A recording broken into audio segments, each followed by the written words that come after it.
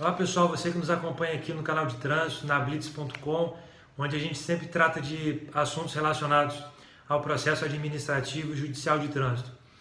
Bom, hoje eu me deparei com uma sentença de uma ação judicial aqui no estado do Espírito Santo, uma sentença muito bem fundamentada e que está indo contra a maioria da jurisprudência já meio que fixada, firmada junto ao STJ e aos próprios tribunais estaduais.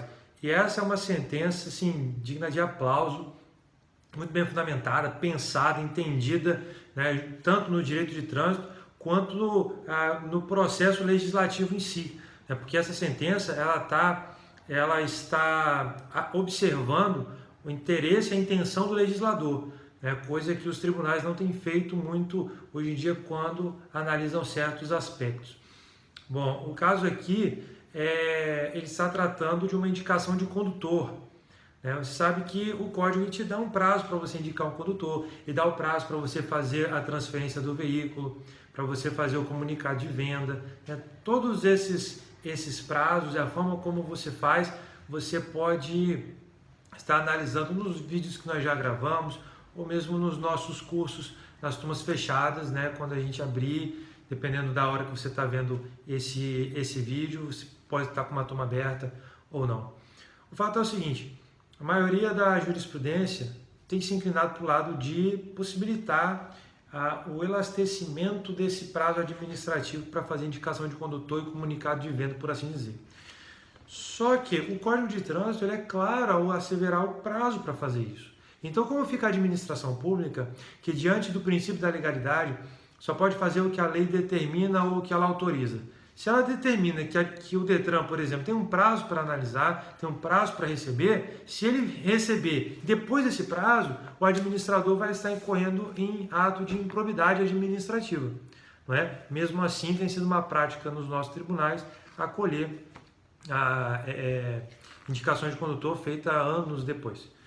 Nessa sentença, proferida pela doutora Fábia Médici de Medeiros, juiz aqui do estado do Espírito Santo, ela, de uma maneira muito clara, analisa muito bem esse aspecto, né, e trata nas seguintes linhas. Tá? Vou ler aqui alguns tópicos importantes dessa sentença. Ela fala o seguinte: destaco que não se pode excluir a pontuação já anotada no prontuário do demandante, vez que sua inércia em administrativamente comunicar a venda foi determinante à ocorrência do dano, ao mesmo tempo em que o prazo de comunicação do autor da infração, artigo 257, parágrafo 7º do CTB, restou também escoado, sem que restassem tomadas as providências pertinentes. E ela continua falando assim: quanto à pretensão da transferência dos pontos, não tendo o autor apresentado a informação de venda ou indicado o condutor no prazo apontado pelo CTB, é inviável o acolhimento de sua pretensão, especialmente quando se trata de infração de trânsito cometida já há mais de 3 anos.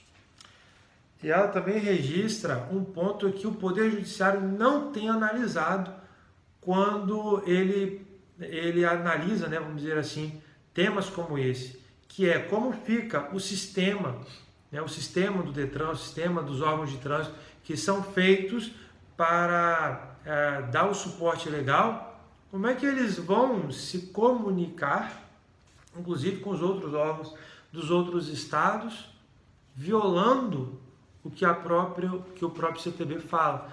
E a juíza fala o seguinte: acolher o pedido autoral significaria impor à administração a alteração de todo o seu sistema de registro, com repercussão em uma série de atos, causando evidente desordem administrativa.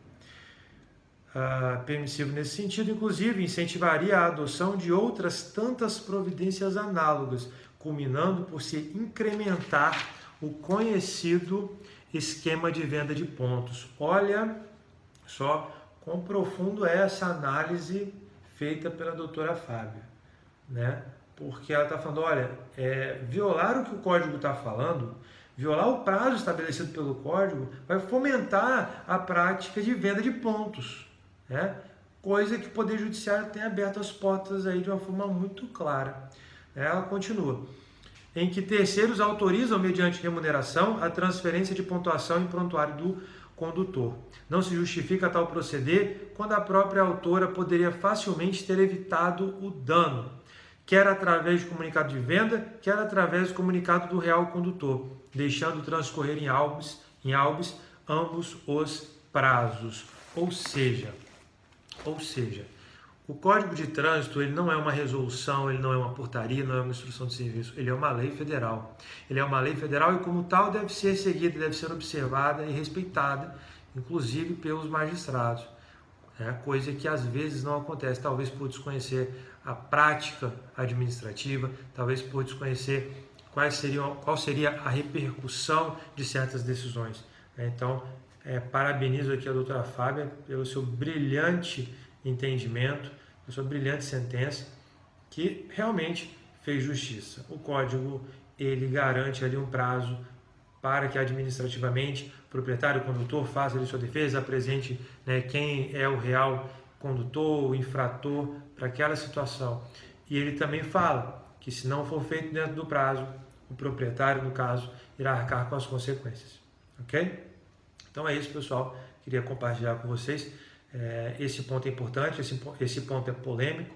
Estou trazendo aqui uma sentença isolada, tá? Muito importante, mas a análise de todo esse caso, com os prazos, como que é contado esse prazo, o que pode se fazer nesse meio tempo, se pode apresentar defesa, se pode apresentar recurso, pode fazer as duas coisas, se pode apresentar o condutor, etc. Todo esse passo a passo, ele é analisado nos nossos cursos fechados, tudo bem?